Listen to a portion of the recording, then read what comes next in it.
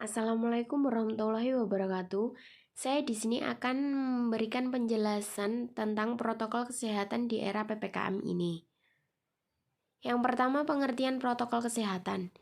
Protokol kesehatan merupakan suatu aturan dan ketentuan yang perlu diikuti oleh segala pihak agar dapat beraktivitas secara aman pada saat pandemi COVID-19 ini. Menurut Kementerian Kesehatan tahun 2020, protokol kesehatan dibentuk dengan tujuan agar masyarakat dapat beraktivitas secara aman dan tidak membahayakan keamanan atau kesehatan orang lain. Menurut WHO, penerapan protokol kesehatan sesuai dengan kebijakan yang telah dikeluarkan dapat digunakan sebagai upaya pencegahan terhadap peningkatan jumlah penderita COVID-19. Upaya yang dapat dilakukan untuk pencegahan peningkatan COVID-19 yaitu yang pertama, memakai masker. Masker dianjurkan untuk selalu digunakan ketika keluar rumah. COVID-19 adalah jenis virus yang menular melalui droplet. Masker dapat menjadi penghalang pertama jika ada droplet atau tetesan baik dari diri sendiri maupun dari orang lain. Secara umum, masker dibagi menjadi dua jenis, yaitu masker standar dan masker khusus yang dibuat untuk menyaring partikel-partikel atau mikroorganisme kecil.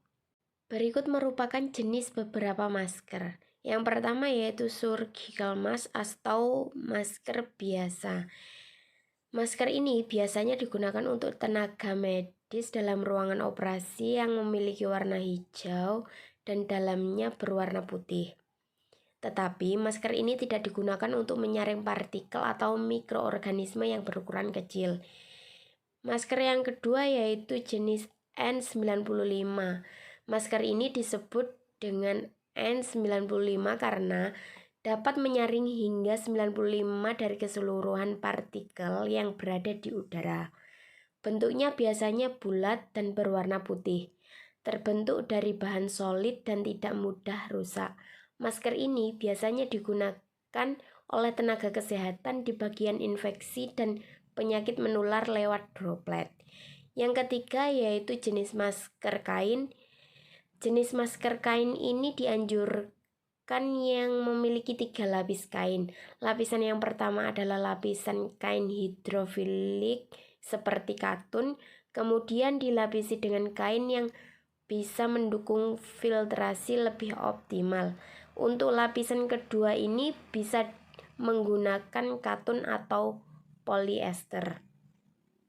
Langkah yang kedua yaitu dengan menggunakan hand sanitizer. Hand sanitizer yaitu sebuah produk yang berbentuk gel yang memiliki kandungan antiseptik sebagai pembersih tangan. Jika menggunakan tidak perlu dibilas dengan air. Hand sanitizer memiliki berbagai macam zat yang terkandung. Secara umum mengandung alkohol sebesar 60-90%, benzalkonium klorid, benzetonium klorid, kloresidin, glukonat, klorosilenol, klofukarbang, heksakloropen, heksilresokarsinol, iodin dan iodropor, dan triklosan. Tetapi biasanya yang sering digunakan dalam masyarakat atau yang sering dipakai oleh orang-orang yang yaitu yang mengandung alkohol dan triklosan. Langkah yang ketiga yaitu dapat dilakukan dengan cara menerapkan social distancing. Social distancing adalah suatu cara pencegahan dan pengendalian non-medis yang diterapkan untuk mencegah penyebaran COVID-19 dengan cara mengurangi kontak antara mereka yang terinfeksi COVID-19.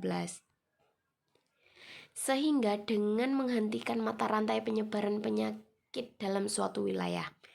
Social distancing merupakan tindakan preventif dalam mencegah penyebaran virus dengan cara menjauhi keramaian, tidak berpergian kemana-mana kecuali dalam keadaan darurat dan sebisa mungkin tidak keluar rumah. Social distancing dapat diartikan menjaga jarak sosial, sehingga akan menghambat penyebaran coronavirus melalui atau percikan air liur kontaminasi droplet pada jarak yang dekat dengan orang yang terinfeksi. Terima kasih telah menyaksikan video yang kami sampaikan. Apabila ada kurang lebihnya kami mohon maaf yang sebesar-besarnya. Wassalamualaikum warahmatullahi wabarakatuh.